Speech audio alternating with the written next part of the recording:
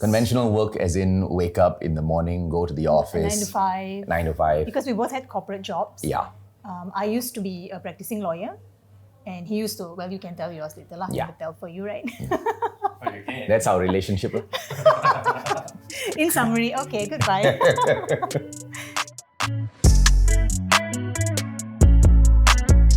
How I live now is definitely 180 degrees from when I was a lawyer, because that was like work. I practically live in the office. Eventually, I switched careers. I became a writer.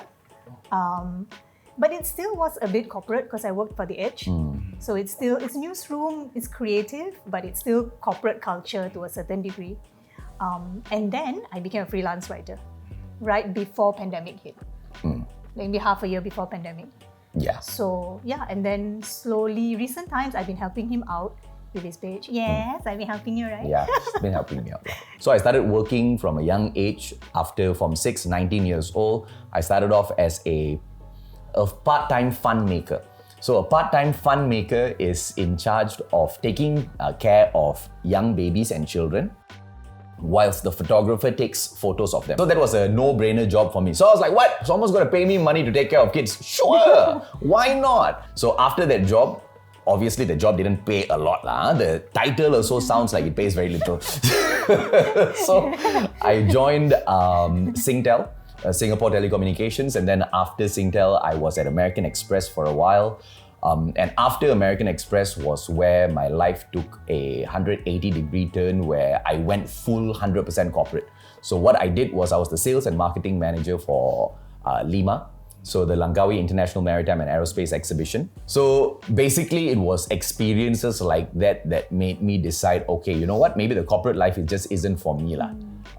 And because the money was really, really good working there, but it's just that you had to bend certain moral values that I don't think I was super ready to bend at that point of time. And I was way too young to start destroying my own life.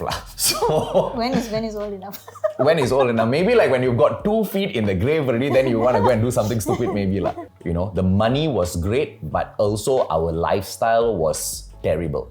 So money was great, equaling lifestyle terrible means money come, spend on stuff. Money come, spend on stuff. So very materialistic lifestyle that didn't really lead me anywhere. So I think for about a year and a half, when I was down and discovering what I wanted to do, she was the sole breadwinner.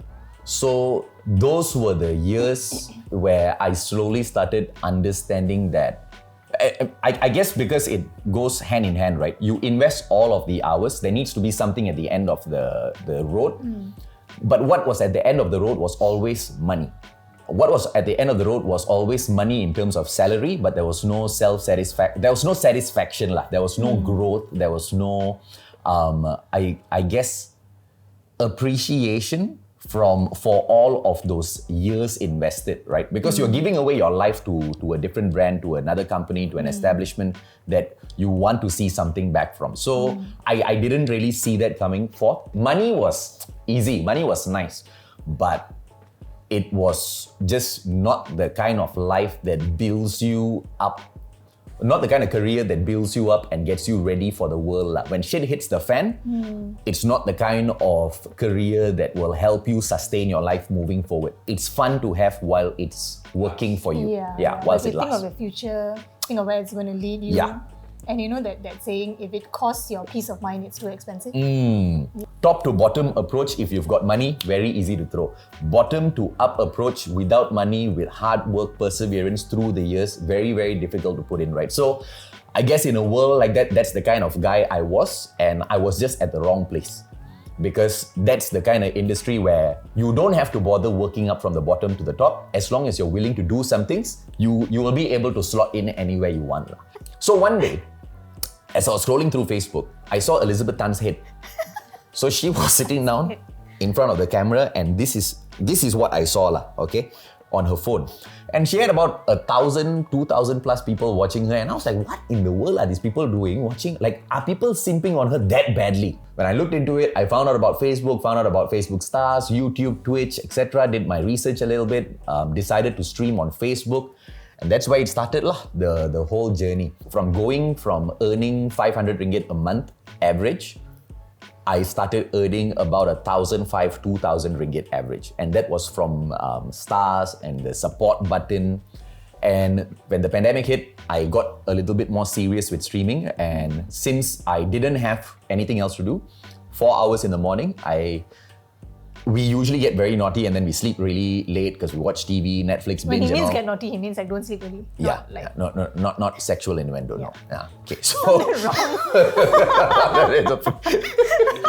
we still live in a small 350 feet studio unit. 406 square feet lah. The toilet does not count. But you use the toilet, right? We don't use the toilet to sleep. But you don't use the kitchen to sleep. Why are you counting the kitchen? You don't use the balcony to sleep. Why are you Because the counting dogs balcony? can go to the kitchen. and Okay, they then the sleep in balcony? kitchen. We don't go to the balcony. So why are you counting the balcony though? I'm not counting the balcony. That's why I said 350 square feet.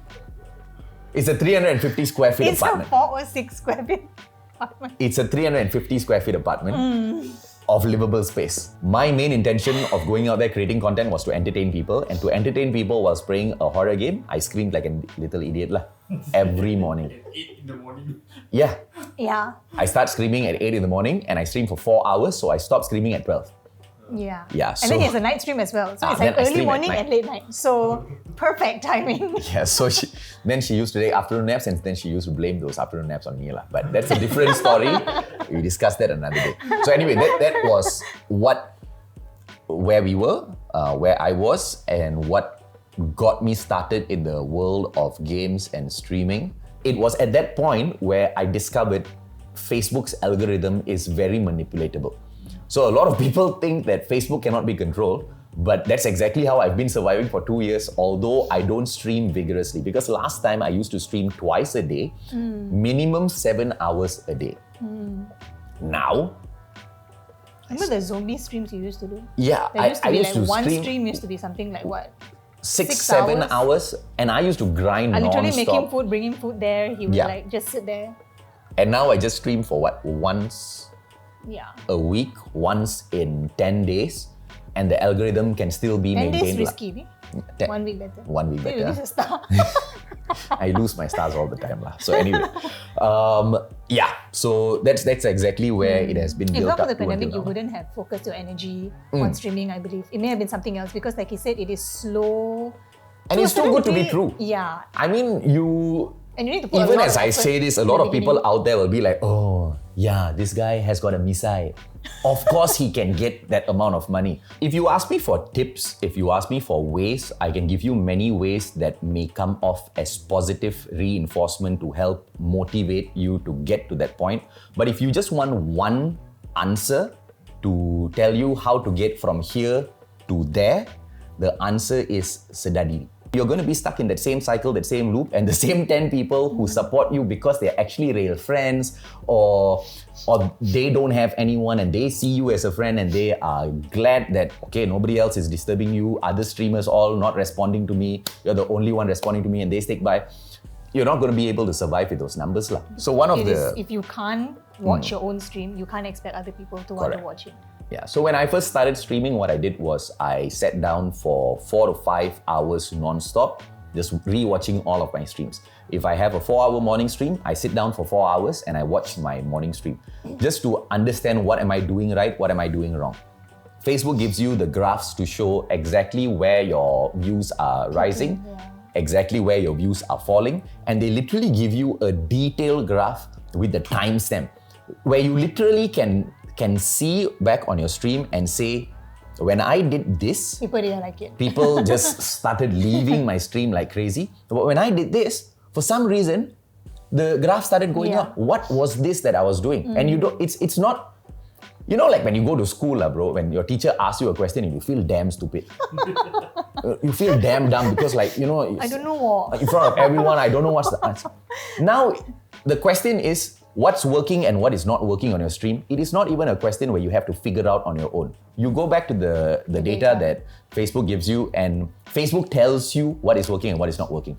And your only job is to identify, understand, focus on what is working, reduce what is not working, And once again, there's no way it can fail, you know. Would be my second advice. I know you guys only asked for one, but my second advice would be don't look for money in the gaming world from streaming. Streaming alone. Don't look for it from streaming. At all? Don't look for that money in streaming because that money is never going to be consistent.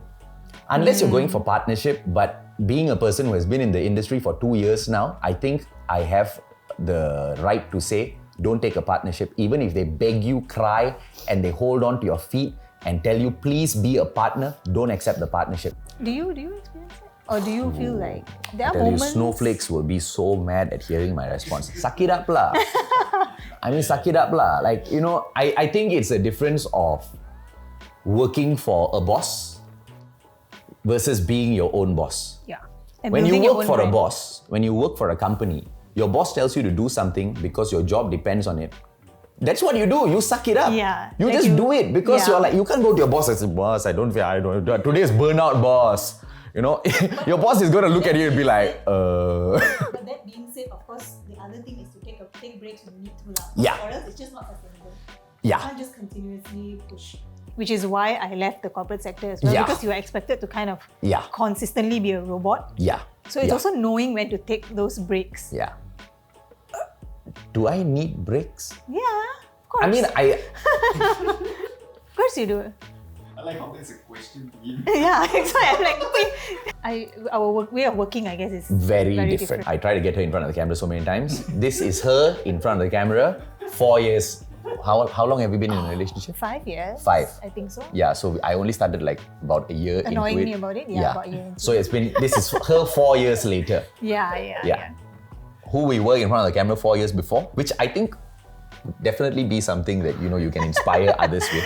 Oh, that was so cringe though. Yeah, I was so cringe, man. I mean, being in front of the camera is very tough, Yeah. but it takes a while to get used to it.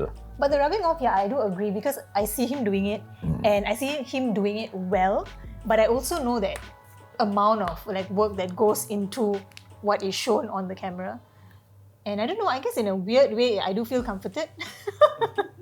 Am I more open to being in front of the camera now? Yeah, she's more open to being in front of the camera because I showed her something very, very important. We can't fail.